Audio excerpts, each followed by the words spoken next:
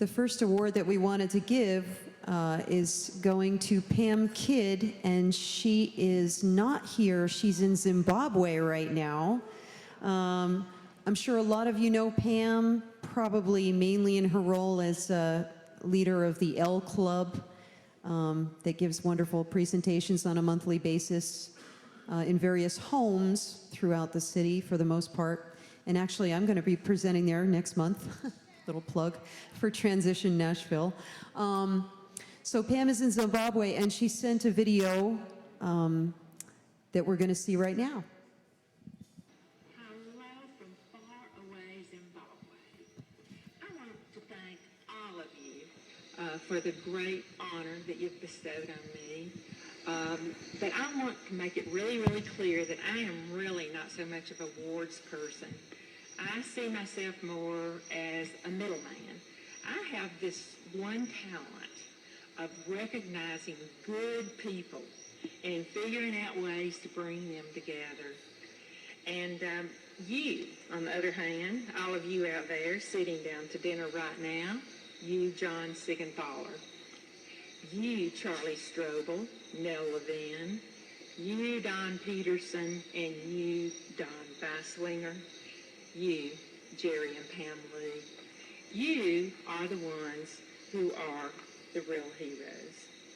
And I always say that I am just honored to serve under her, because when Pam calls you, you know that the cause is so good and the idea is so good that you've just got to go with her. And this is her granddaughter, Abby Cannon, who's also accepting for her. And believe me when I tell you that this is the next generation of the Kidd family who will be serving. Thank you.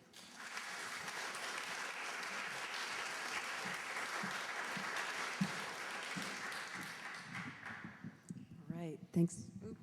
Get it. Okay, our next award is being given to John Ewing. A lot of you know John from the Carver Food Park. He's just been a presence there for many years. John is not here tonight. He's in the hospital, so let's send prayers to John right now. And accepting the award for him is Minnie Goodman. Minnie, are you here? Okay.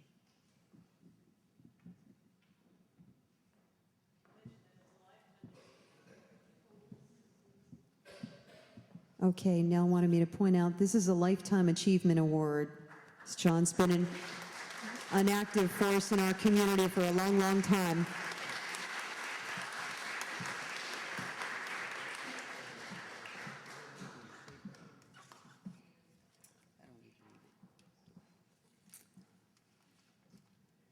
Good evening. I am Minnie Goodman. I am a member of the Sunnyside Community Organization, where Mr. Ewing was, he is a longtime member, and we try to keep the members informed of what's going on in the neighborhoods and in our communities, and I am a member of the Sunnyside Board. I have something here I would like to read to you about Mr. Ewing. It says, tree dedication and celebration of the life, legacy, and work of Mr. Johnny Ewing. Mr. Johnny Ewing was born 96 years ago. He has given his time, energy, love, and support to his family, the community, and the world through his undying and positive creative actions. Today we celebrate you, Mr. Ewing, and give you your tree while you stand next to it as a symbol of strength and the essence of a long, good life that one can have. Throughout your lifetime, Mr. Johnny, you have advocated the involvement of the community at large in earth-friendly affairs. Prior to the 20th century, Marcus Garvey was unique inspired, and global mass movement known as Garveyism. Today, I invite all who are here in attendance at this celebration to join in the example set by Mr. Ewing to promote and support Mother Earth through volunteering and celebrating her with your time, talents, and money. Let's call your effort Ewingism. Under Ewingism, we all have been inspired by Mr. Johnny. We can proclaim him to be the grounding elder of Earth Matters and the garden. I also was given a poem to read.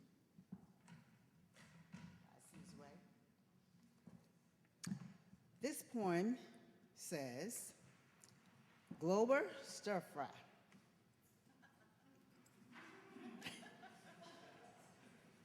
Well, sitting, chilling under the shade tree among my beautiful people made me want to reach for my tools and start to write. As I sit peacefully enjoying the sight of little girls and boys dashing around the lawn as the tech man checks the sound, as the guitar plays on stage, tune the strings, as folks are handed flyers from the guy who sings as cars pull up and line the street. And different shadows of folks came in to meet. As Mr. Ewing's cut a rug over on the grass, dancing with the big gal who likes to shake her.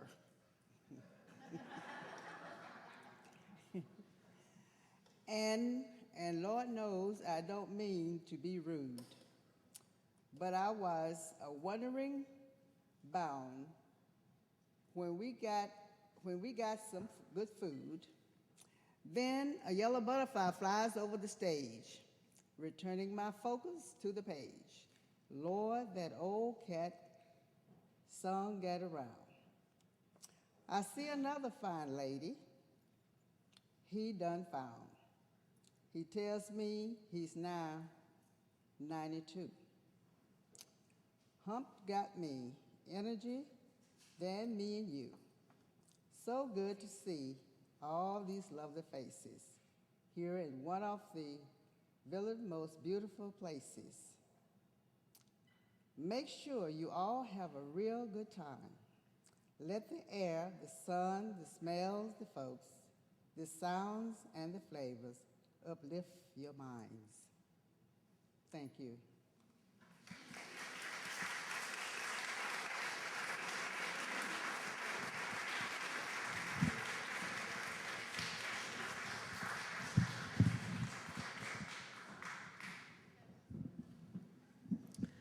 Okay, we have another Lifetime Achievement Award, and this one is going to go to Trip Hunt. And I won't say another word. It's all in here.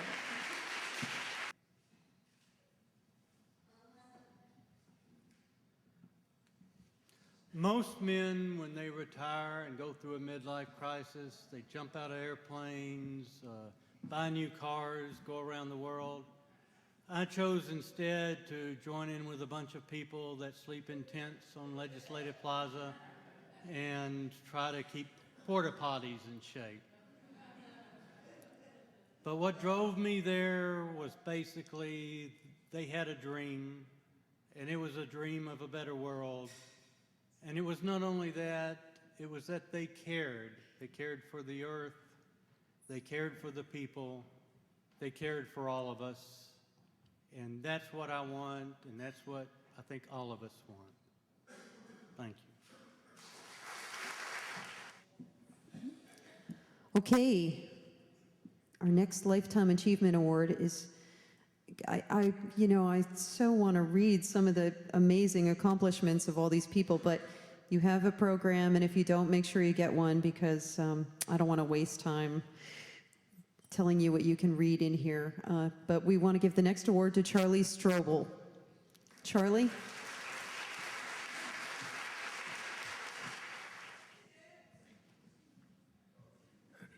Thank you, Tab. Thank you. Now, Mama always used to say, Charles, people don't have to be nice to you. And it's true, you know, people don't have to be nice to us. Kindness is not an entitlement. And it was her way of saying, never presume or take for granted the kindness of others. And so I know tonight, you don't have to be nice to me and all the thousands of people in my life that have been good to me, but you are, and I do appreciate it. There was a famous writer, English writer in the 19th century, Cardinal John Henry Newman, a theologian, who said this: humility is one of the most difficult of virtues, both to attain and to ascertain. It lies close upon the heart itself, and its tests are exceedingly delicate and subtle. Its counterfeits abound. TAP is the real deal, and all of its volunteers and all that it stands for, its mission, its cause, its spirit, is not bogus, but is close to the heart of what is truly moral and good. So I want to thank TAP for this honor tonight. Okay, and now we're going to start the 2012 Long Haul awardees. And the first person I'd like to invite up is Kathy Chambers. Kathy?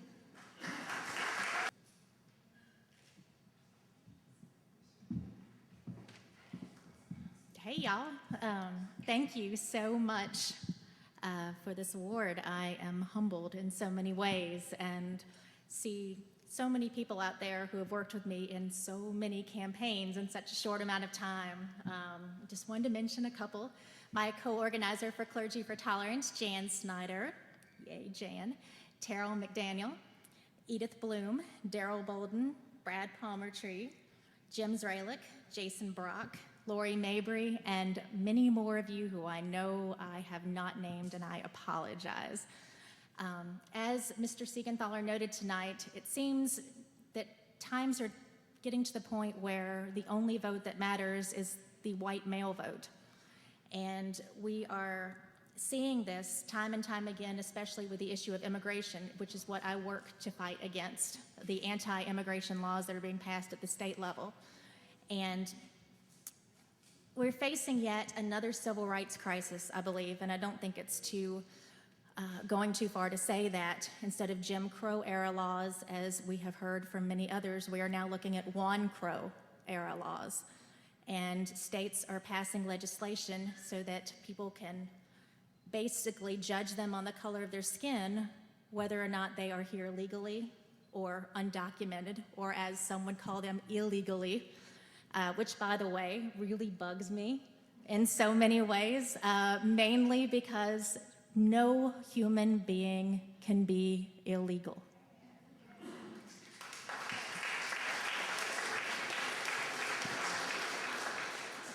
Because everyone deserves human dignity. So I want to thank everybody out there who has been making the calls and going to see the legislators, and emailing them. And thank you for recognizing the validity of this fight. And I accept this award not for me, but on behalf of everybody else who has worked so hard on this fight. And thank you all. Thank you, Kathy. Okay, and our next awardee, the new Executive Director for the Tennessee Healthcare Campaign, Beth Uselton.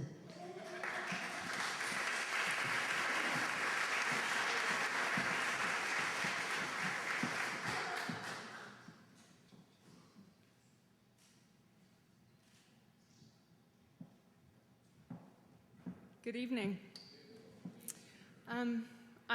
I want to say that I really appreciate the recognition that's been bestowed upon me today, but I'm really here because I represent the work of thousands of people across this state.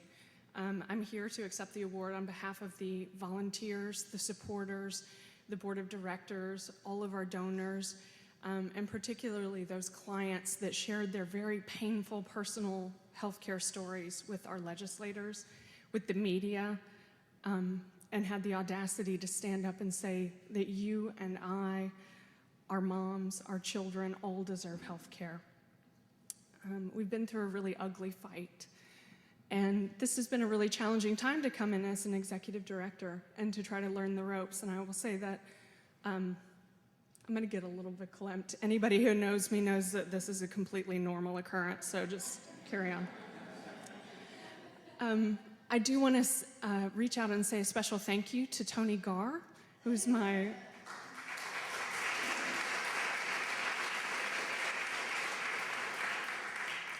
Tony has been an incredible mentor, and the reason he's not here tonight, I'm glad to report, is that he is enjoying his retirement. He is in Europe visiting his daughter right now. But I do want to say thank you because he showed incredible patience and grace in training me to fill some really big shoes. I also want to say a special thank you to some people who are here tonight. My parents.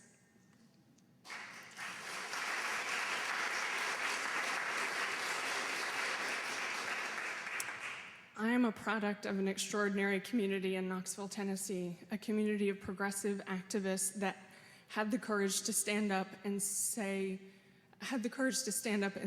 against injustice. I was raised in that community, and I was taught by my parents to never sit idly by, and that's why I'm here today.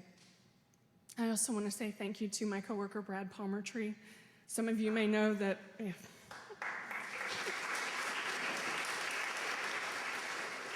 Some of you may know that we are now a staff of 2. Brad and I are holding down the fort and standing up for health care in this state and in this country. And it is not a 2-person job. He has been an incredible support, a tremendous colleague, and a wonderful friend. And we couldn't do it without one another. But we also couldn't do it without the incredible network that's here today. And we all deserve some recognition for what we do. I also really want to recognize and appreciate my husband, Chad Wynn. To be here, to dedicate yourself to this type of work, you have to have an extraordinary support system. You have to have someone there who's willing to take care of you, who's willing to listen to your day, who's willing to hear about it when legislators tell you, yes, they'll meet with you because that's a cute skirt. Somebody has to hear those stories, and he's put up with a whole lot of those stories. Lastly, I just want to say that this award goes out to all of the iron-jawed, tender hearts out there, those of us who stand up here and let our voice shake because we believe in something better. Thank you. Okay, you got me verklempt.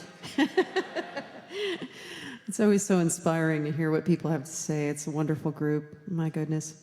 Okay, we're going to start my favorite part of the program, because as John Siegenthaler said, that the young generation is really the hope for the future. And so we're going to honor some really exceptional young people here. And I want to start with Courtney Ackridge. Courtney, bring it.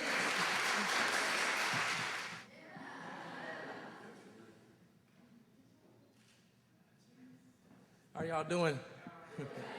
Well, I'm tired, actually. It's been a long day. I just want to thank my mom in the back. She's in the back to cry, I see.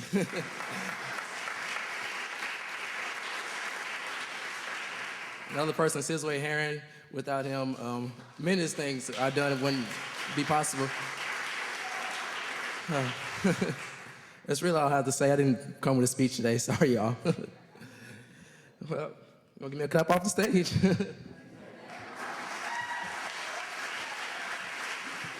Short and sweet, but we know all that you do. We're keeping our eye on you. Okay, next person I want to bring to the stage is Lindsay Krings. Lindsay? Yay!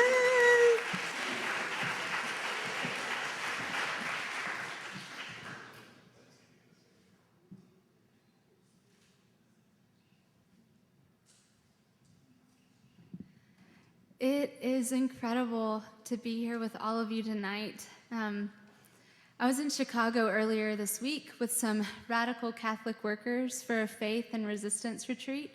And something I realized while I was there is that those folks and everyone gathered in this room has an embodied resistance.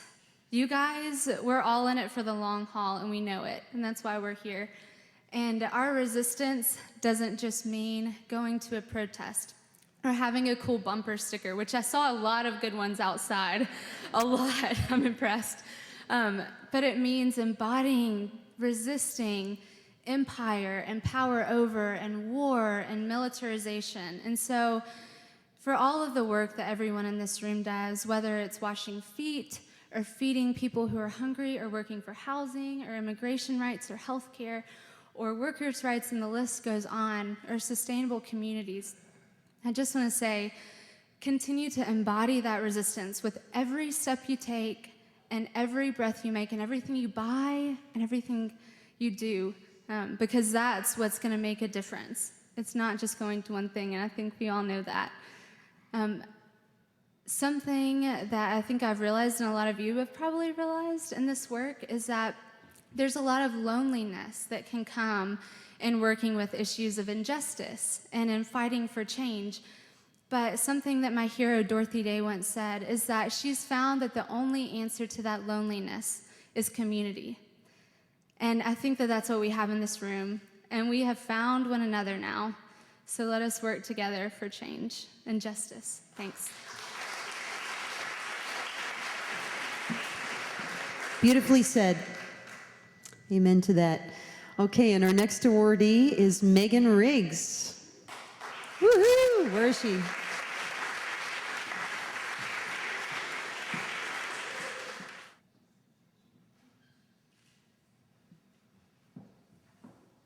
Hello. When I was thinking about how I felt to get this recognition from such an amazing outreaching community that's really taken me in, this amazing Nashville progressive community, I was thinking about your work ethic, your hours, your very distinct and unique versions of retirement trip.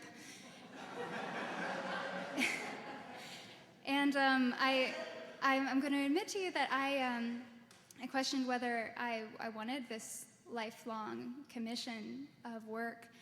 And then out of the blue and into my mind came this quote by one of my great heroines, Susan B. Anthony. And she said, "Our job is not to make young women grateful, it's to make young women ungrateful."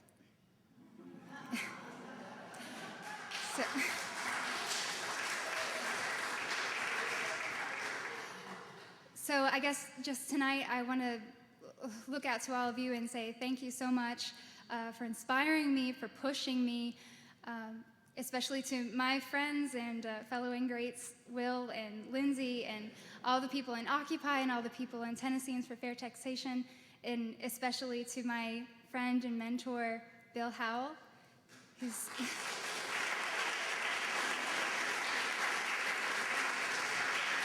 my daily example of principled living, and my support system and sounding board, Ryan Lynch. And again, to everyone here tonight, thank you so much. Thanks for making us all ungrateful. Thank you, Megan. And we have one final Young Leader Award to give out, and this one is going to Will York. Come on up, Will.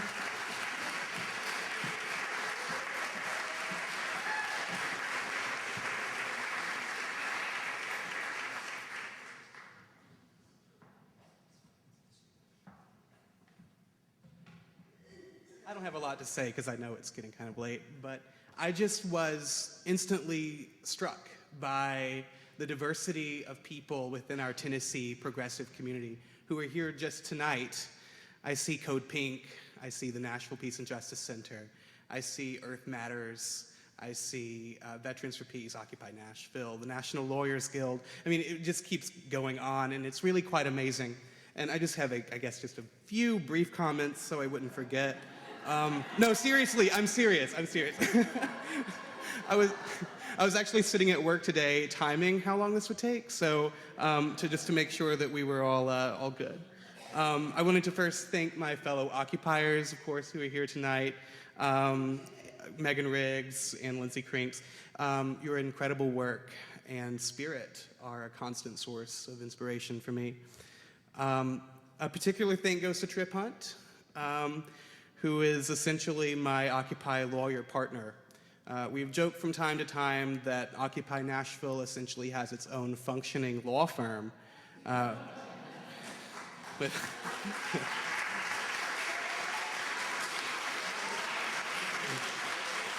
and I recall on many occasions having an assignment like you would have from a managing partner, Will, could you please brief the intricacies of food service law and sound amplification law, and my personal favorite, of which I am almost an expert, porta potty law. Which has been amazing. I want to thank Occupy Nashville and Occupy Murfreesboro for allowing me to work on your behalf. The most special thanks goes to my parents who are here tonight, actually, from.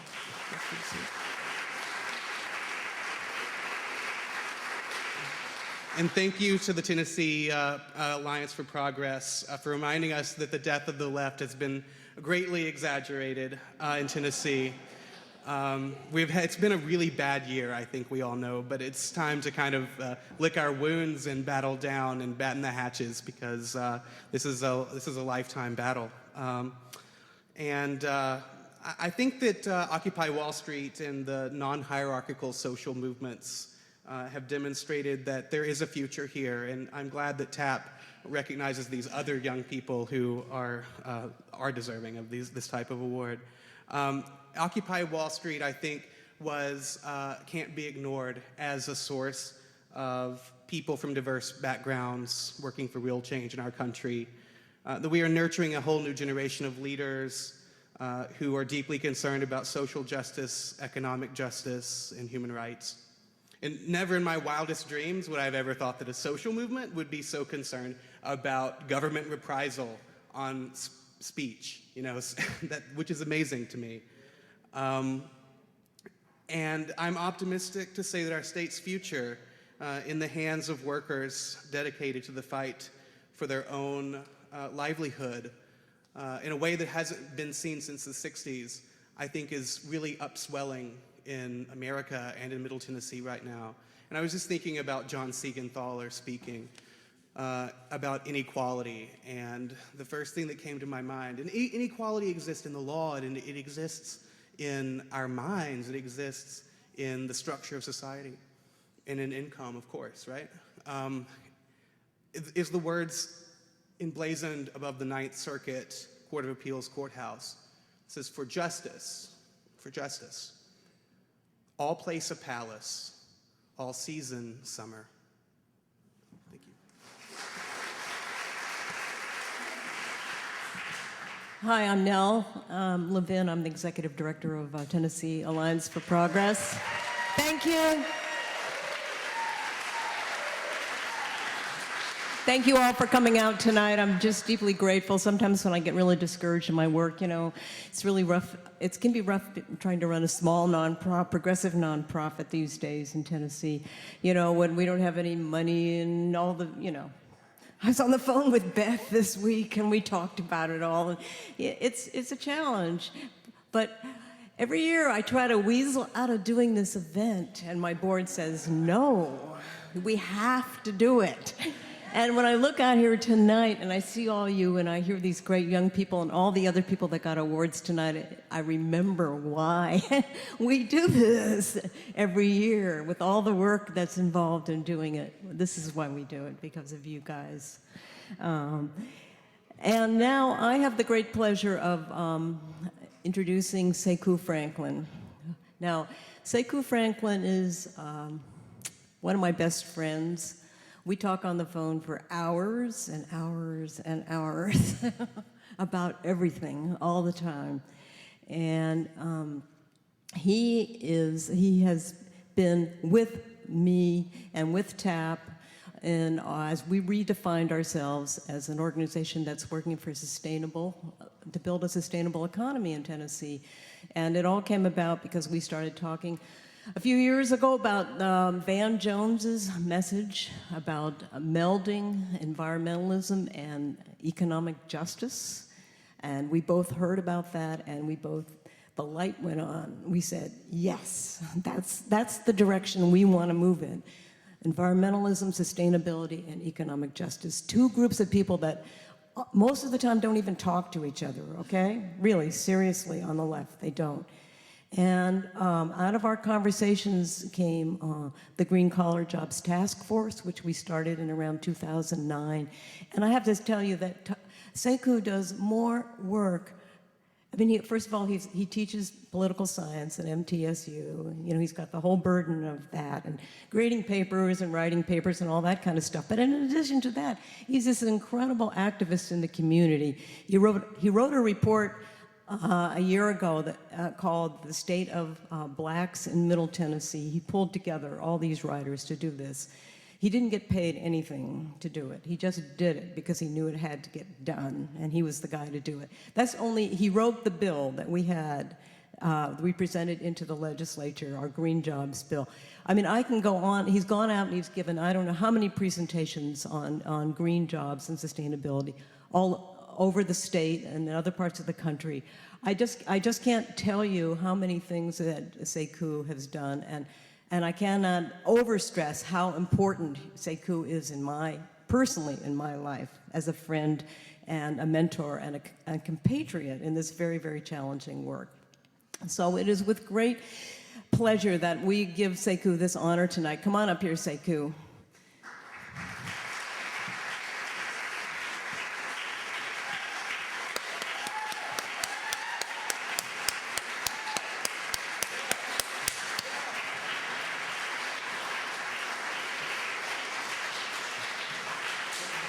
I'll tell you the reason why we gave him this award was because he was nominated last year, and he did a terrible job of going out and getting votes for himself. He didn't do anything about it.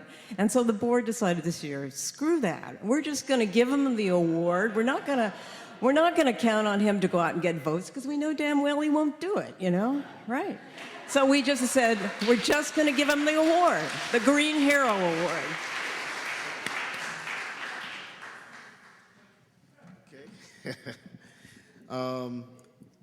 Hello. I'm a professor, so I write my stuff down. I want to thank my wife for being very supportive of me, Tanae Franklin, who is an activist in her own right, and she's taught me a lot about advocacy and activism. For those of you who don't know, some years ago when the governor made a decision to downsize TennCare and initially the plan was to remove 300,000 people off of the TennCare rolls, which was later changed. My wife, Reverend Henry Blaze, Victor Singletary, and a number of folks traveled up to the legislature, worked with Tony Garr, then from Tennessee Healthcare Campaign, met with the governor, traveled up to the legislature to do citizen lobbying for the entire legislature, and I think that ended up saving quite a few people from being cut from the TennCare rolls. I also want to thank TAP for being the visionary organization that it is and for giving me this award. I definitely know that there are many deserving people, and perhaps even more deserving than me, particularly in terms of the environment. I kind of backed into this work. And in fact, I'm not even sure if Nell knows this, but my department chair caught wind that I was doing this work, and he actually asked me to teach a class on sustainability in the cities. So the work that I was doing for the Green Jobs Task Force, I ended up incorporating into that class, and I actually brought Nell to my class. I brought Jackie Sims to my class. And I actually had to go back to school, Nell probably doesn't know this, to learn more about the subject. Ended up taking a class at University of Dayton on energy and sustainability. So I want to thank Nell for being the leader on green initiatives and helping to put green jobs on the radar for our political leaders. I want to thank Dan Jarenko, who also is for my mind, is in terms of my opinion, is maybe the brightest mind on sustainability in Tennessee and in the South. He won't say that, but he's probably the only person in the country. He's probably the only person in the country who teaches sustainability in a penitentiary system, federal penitentiary, in a prison system, maximum prison system, and has actually taught people in prison, even though they can't be released, even though they're there, to actually do sustainability work. And I want to make sure I acknowledge that. Mark Burnett, the chair of the board, he's an active board chair, and he also has been involved in a lot of the green initiatives. And yesterday, I just got back from California today. I was invited to give a lecture at Santa Clara University on the work that we're doing here in Tennessee. They caught wind of it and they asked me to come speak there. And I talked a lot about the work, and I'm going to mention two or three things from that presentation.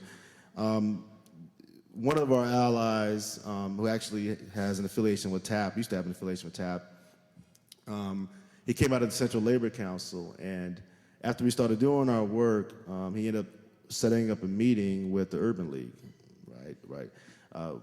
Both entities are working with working class communities, dislocated workers, individuals who are hurt by job loss, displacement, other things. And he told me that, and the reason why I set up the meeting was really because of the work that we were doing with the Green Jobs Initiatives. And he told me that was the first time, now he could be wrong, but he told me that was the first time that the Urban League, which is working in poor black communities, ever met with the Central Labor Council, to his knowledge. And that's what we've tried to do with the Green Jobs. We've tried to build bridges across sectors, particularly across different social movement sectors. And I'm very proud that our work has been able to do that here in Nashville. I also want to kind of just, I know I'm taking up your time, but I just want to give you a brief story to help illustrate why I think this work is important and how much more work we have to do. There is a warehouse in North Nashville, not too far from DB Todd, a warehouse and a number of other properties that has been burnt out. Somebody's set it on fire, probably collected insurance. Now when you drive by there, it's basically an urban wasteland. It's next to a housing project called Cumberland View. If you're from North Nashville, they call it Dodge City. And it's just sitting there. And the residents in the community, some people in this room have actually visited that area. The residents of this community have identified how much money it will take to clean up, what the cost will be, and they're fairly active. However, the Tennessean had an article about it about a month ago and said that they can't clean it up. Why? Because it's trapped in some kind of highbrow land use codes, property rights, procedures that almost no one can understand, right? The people from that area and from the neighboring housing project, if they were to stand 3 stories on the building and look 3 miles down the road, they can see a $600 million convention center that they probably will never step foot in. So there's a contradiction that is there. You have a urban wasteland that you can clean up for $200,000 that's stuck in highbrow zoning procedures. And you have a $600 million plus convention center that was packaged together by any means necessary. That may offend some. But that's the contradiction that those of us in the Green Jobs Task Force have tried to point out. And in advancing a larger sustainability agenda that can address equity issues, and particularly communities that are to use a Walter Mosley novel title, Always Outnumbered and Always Outgunned, those are the contradictions that we in the Green Collar Jobs Task Force have tried to point out.